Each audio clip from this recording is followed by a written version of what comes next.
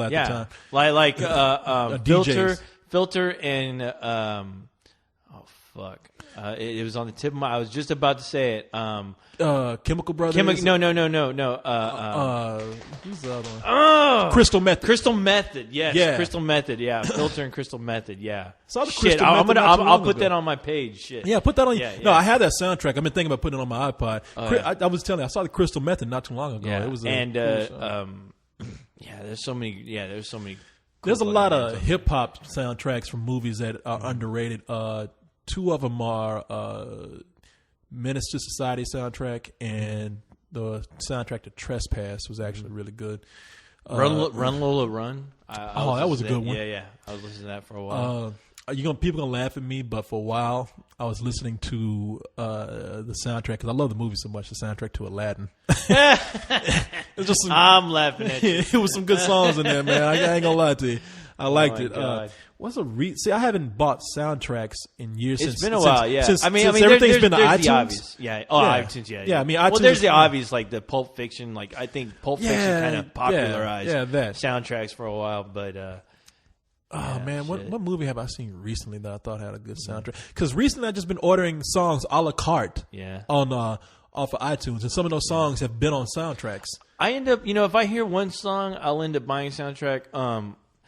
Irreversible, even though that's a fucked up movie. That's kind of a score, though, isn't score, it? yeah, the score. No, that's true, but it's music. I don't. It's made by Daft Punk. Yeah, that probably wouldn't even count, but I'll say 28 Days Later too. Even though there's like two songs on there, but the music was actually, I want to say it was orchestrated by one of the guys from a band called Godspeed You Black Emperor.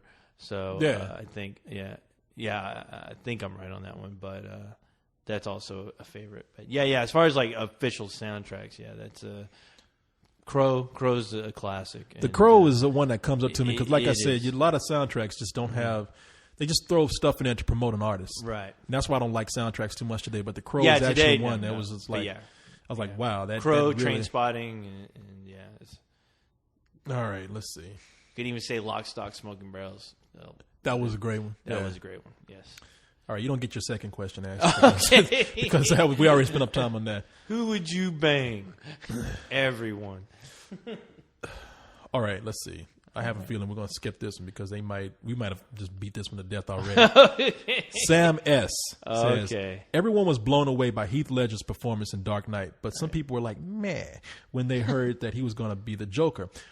What are some castings this is a good one. What are some castings in certain movies that made you kind of lukewarm or even think, what the fuck, at first, but then you saw the actor's performance in the movie and you thought, damn, they're good. Yeah. Okay, you just mentioned a movie not too long ago, and that is John Travolta. When I first heard about it, everybody laughed at John Travolta when they heard that he was going to be in Pulp Fiction. They're like, what? And then he was in there, and everybody was like, wow, he made a comeback, man. Mm-hmm. But who else am I thinking of? I mean, that is a good question. I'm I'm sure Will Smith has been in something where I thought, like, wow, that's Will Smith, but then he ended up being good. I thought, well, as much as I protested him being an I Am Legend, when I saw it, I thought he was okay. He didn't blow me away, but I thought he was going to be a lot worse than he actually. What movie have I seen where I was like, wow, that was incredible? Yeesh. I don't know, man. I mean, you know what? I'll say Frank Langella and Frost Nixon. When I saw him, I was like, Frank Langella? That's the guy who played Skeletor. And number one, he did not. Okay. Number one, he did not look.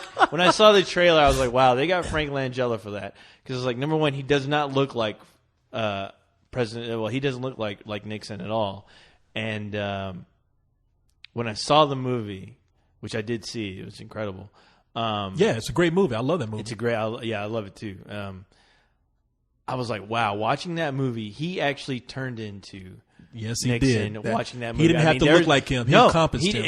And I don't know what I was like. Is my head playing tricks on me? Because there are some scenes where you look at him, and all of a sudden, like halfway through the movie, you're like, "That is fucking Nixon." I mean, wow, it's crazy. It's like he's embodying that character, and I never thought for a second it was Frank Langella after watching that. So well, okay.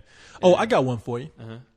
When I heard that Jim Carrey was going to be in the Spotless Sunshine of the Eternal Sunshine of the Spotless Mind, I thought Jim Carrey, Yeah. This guy's starting to get on my nerves, and then he was in the movie, and I was like, he's really incredible in this film. Yeah. And so that performance blew me away. That was his last performance where I thought, I'm with you on that one. Well, I actually saw him in The Majestic, and I thought this movie is not going to be one that's going to carry him over into dramatic roles like he wants to be. Right. But I thought he was really good in the movie. I thought he did well. Yeah. So I mean, I'm sure there's more that I can think of as time goes on, but right now I can't really. I know. I bet you after this we'll you know who? Yeah, just be all kind of shit coming up. But yeah, so that's all I can think of. But that's good enough. I mean, we gave a couple answers there. So yeah, that's all I can think of. Maybe later on. Because there's a lot of people. Good question. Great question. That is a great question. I'm going to be thinking about that one all night. There's a lot of movies where the people have been cast as something that I thought, wow, that'd be great, and then they end up fucking. You know what? Now I will say this. I know a lot of people hate this, but to be honest, the one that really shocked me the most was Michael Keaton being cast as Batman. Because when I saw it, I was like, Mr. Mom is Batman, really? But when he had the costume on, and he had, he did the Batman voice and everything, I did think, oh shit, yeah, that's Batman. I kind of think that he carried on just that kind of Batman voice throughout the series. As far as like people almost trying to be him. I mean, I'm not going to say, by no means do I mean that he's the best Batman, but when he is Batman, I mean, there's not a second when I cringe when I watch him as Batman. When I see him as Bruce Wayne, I'm like, okay, what the fuck is Mr. Mom doing in this movie? But I will give the guy some credit for that Batman was a phenomenon when it came out, and I will give the guy credit for at least doing his Batman thing. But I mean, for me, Christian Bale will be the Batman I read in the comic books. The reason why I like Batman, that will always be my Batman. But I will say I will give some credit to Michael Keaton. Well, that's one where I think he did okay, but I was still never convinced. I never liked Michael Keaton in that role. See, because I preferred Michael Keaton, to be honest, more than I did Val Kilmer or even fucking George Clooney. Well, everybody preferred somebody over George Clooney just because George Clooney was in that movie. Yeah, which is George Clooney is a great actor. Yeah, he is. But it's like he was still playing his ER character while he was doing his Batman thing. Right, you're right. With fucking shaking the head and everything. Yeah.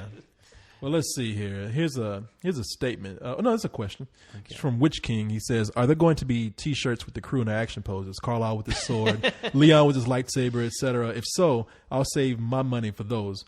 What would be really cool is a T-shirt with all four of those, like forming a square with co-host in the center. I'll buy 6 of those. Well, shit, I'm making them right now. Then if you buy 6 of those, me in the center. Wowee. There's a lot of stuff I will know." Things like this, like the question by the middle of next month, maybe a little sooner. I don't know, but I think that's a great idea, and I would get us all in the Star Wars pose, the original Star Wars when it was good. No, I trust you guys. I keep out of that. I let the artists do what they need to do. Just make me look badass. Put me next to a naked titty girl. Brad Holt. No. That would be me. No. Let's see. It's from Brad Holt, who says, "What do you and co-hosts think about Rob Zombie making a sequel to his version of Halloween? Personally, I won't see it because I hated the remake with a passion. Co-host made a good blog about the problem with the Halloween remake that I agree with 100%. Wow. He says that they did what they did to Michael Myers is what they did to George Lucas. It's what George Lucas did to Darth Vader. Plus, I hated the fact that they did shot-for-shot scenes from the original in the remake and laughed at the stupid concept of Mike Myers loving to do arts and crafts by making kindergarten-looking masks in his spare time. Sorry for the rant. Also, co-host, any thoughts about the Halloween? Well, you just asked this. Halloween what the fuck remake. No. I understand. Hey, good. That was a good question. No, that was an excellent question. As far as my thoughts on that, I have to admit, I I don't have anything against Rob Zombie. I know everyone hey, I have a lot of Rob Zombie albums, but I wasn't crazy about House of a Thousand Corpses. I thought that movie was awful, but I was impressed by Devil's Rejects. So when I saw Devil's Rejects and I heard he was doing the next Michael Myers movie, I gave it a chance. I love Halloween, regardless of what anybody ever has to say. Halloween created the slasher genre. I'm sorry, it did. Friday the 13th, there would be no Friday the 13th. There would be no Freddy Krueger. There would be none of that. What about Texas Chainsaw Massacre, my man? Now, Texas Chainsaw Massacre, that is a different deal because that was inspired by a true story. But okay, those two are definitely those two are the how can I say this? The godfathers of the goddamn slasher genre. But, there are a lot of movies, you say Sleepaway Camp, a lot of movies that stole the premise of basically the point of view from the killer that Halloween established. Saying that, when I watched Rob Zombie's Halloween, I wanted to love it, but they ran into the problem I had with Star Wars, which was explaining why Darth Vader is how he is, and they didn't do a very good job of that. They made him Darth Vader. They basically realized he's a whining bitch, and who is constantly complaining. So what you shit. think is they just explain too much in Halloween? They do, yeah, and that was the problem. They explain too much. There's too much shit going on. All the mysteries of why he's evil was shown to you, and it wasn't interesting.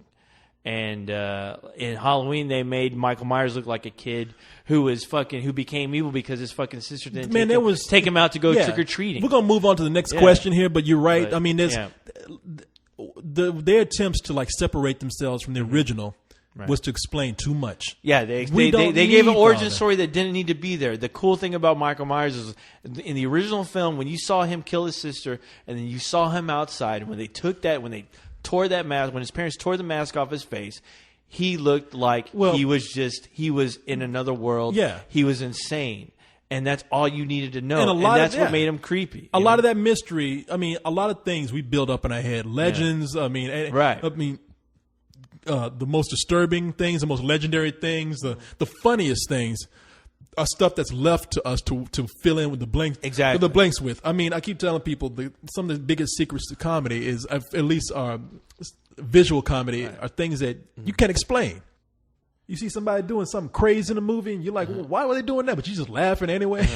I mean, it's like that old guy in Disaster movie that we saw. It's just like, you remember that old guy that was playing one of the zombies? Yeah. Just shuffling around. We like, where they get that old man from? Right. And it wasn't even anything that was meant to be seen in the movie, but we were laughing at him. But the same thing goes for horror, man. I mean, even more so. It's like if you were left to pull in, it's an old trick. I mean, I'm not telling you anything that you or probably a million other people don't know. But if you leave it up to your imagination, it's a lot more frightening. It's a lot more gruesome. It's a lot more whatever. And I'm sorry if I feel like I'm rambling, but no, that's one thing I really stress about as far as anyone writing a story about a character, a character like Michael Myers. I mean, please let the audience build up their own story. Because usually that's the best way, because the audience can fixate on what they think is cool about the character, and they'll always have that room to imagine, why the character is how they are. And once you explain that, it's almost like explaining that Jedis have midi-chlorians. Exactly. It's not cool anymore. Damn. You can't relate to it. You can't say, "Oh, I can be that person." No, I'm sorry. It's you basically, you close that door. Now as far as what I think about, we'll get to the fucking point here. As far as what I think about Rob Zombie, I wasn't a fan of his last movie by any means, but I'll see it. I'll see it just to see what he has planned for the next one. Man, out of morbid curiosity, because I tell you what, I thought the last movie, the first part was a pointless origin story with Michael Myers. It didn't make him interesting. It didn't make him scary anymore.